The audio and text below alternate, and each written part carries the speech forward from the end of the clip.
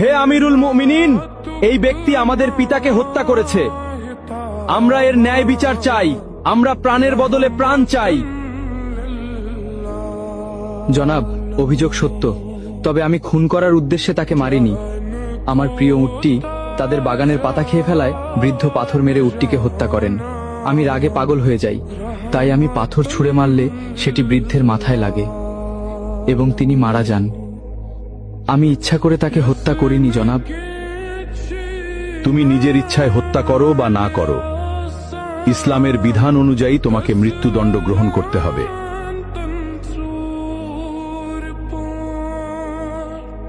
আমিরুল মুমিনিন, যেহেতু ইসলামী বিধান অনুযায়ী আমাকে শাস্তি পেতেই হবে, সেহেতু আমি এটা মেনে নিচ্ছি। তবে আমাকে 3 দিন সময় দিন। আমার কাছে একটি এতিম বাচ্চার কিছু সম্পদ রাখা আছে। আমাকে গ্রামে গিয়ে সেই এতিম বাচ্চার আমানতটি বুঝিয়ে দিয়ে আসতে দিন, না হলে হাসরের মাঠে আমাকে খেয়ানতের দায়ে অপরাধী হতে হবে।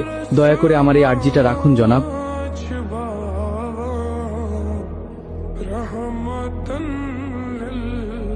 ঠিক আছে, আমি তোমাকে ছেড়ে দিতে পারি, কিন্তু শর্ত হলো কাউকে তোমার জামিনদার হতে হবে। তুমি ফিরে না এলে তাকেই তোমার বদলে মৃত্যুদণ্ড দেওয়া হবে।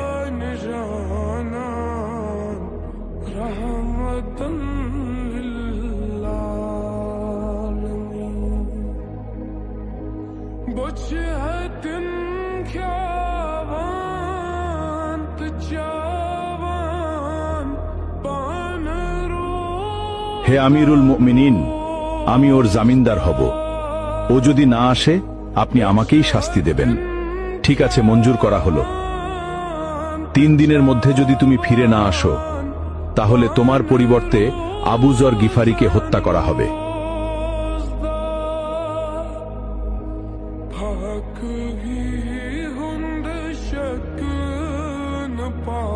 ভাবতেই অবাক লাগছে, সম্পূর্ণ অচেনা একজন মানুষের জন্য আবু যরনের মতো এমন মহান সাহাবী নিজের জীবন বিপদে ফেলে দিলেন। আল্লাহ না করুন ওই বেদুইন যুবক যদি আজ ফিরে না আসে, তবে আমাদের মাঝ থেকে এমন একজন শ্রেষ্ঠ মানুষের প্রাণ চলে যাবে। কি যে হবে আজ।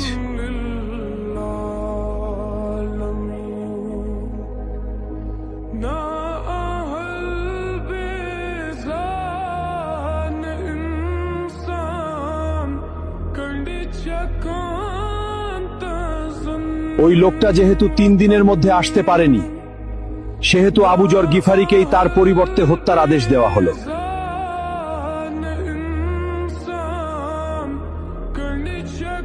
থামুন, সে ফিরে এসেছে।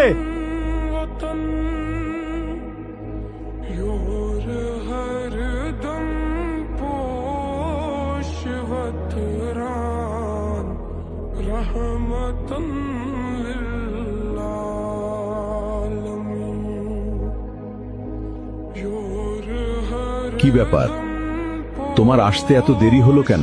আমিরুল মুমিনিন, মাফ করবেন। রাস্তায় যদি আমার ঘোড়া পায়ে ব্যথা না পেত, তবে যথাসময়ে আসতে পারতাম। বাড়িতে গিয়ে আমি একটুও দেরি করিনি। বাড়ি পৌঁছে গচ্ছিত আমানত ও ঋণ পরিশোধ করি। তারপর বাবা, মা এবং নববধূর কাছে সব খুলে বলে চিরবিদায় নিয়ে মৃত্যুর প্রস্তুতি নিয়ে মদিনার উদ্দেশ্যে রওনা দেই। এখন আমার জামিনদার ভাইকে ছেড়ে দিন আর আমাকে মৃত্যুদণ্ড দিয়ে পবিত্র করুন, কেননা কেয়ামতের দিন আমি খুনি হিসেবে আল্লাহর সামনে দাঁড়াতে চাই না। তুমি তো পালিয়ে গিয়ে নিজের প্রাণ বাঁচাতে পারতে।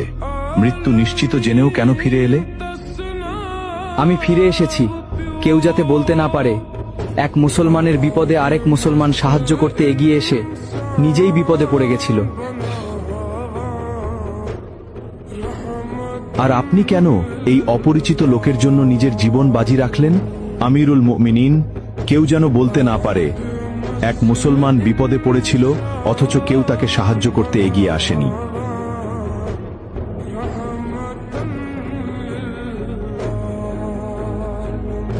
হে খলিফা, আপনি তাকে মুক্ত করে দিন। আমরা তার উপর করা অভিযোগ তুলে নিলাম। কেন? তোমরা তো বিচার চেয়েছিলে। কেউ যেন বলতে না পারে এক মুসলমান অনাকাঙ্ক্ষিত ভুল করে নিজেই স্বীকার করে ক্ষমা চাওয়ার পরেও অন্য মুসলমান তাকে ক্ষমা করেনি। আজ তোমরা প্রমাণ করলে এই উম্মাহার বুক থেকে ওয়াদা পালন, একে অপরের প্রতি বিশ্বাস এবং ক্ষমার গুণ হারিয়ে যায়নি।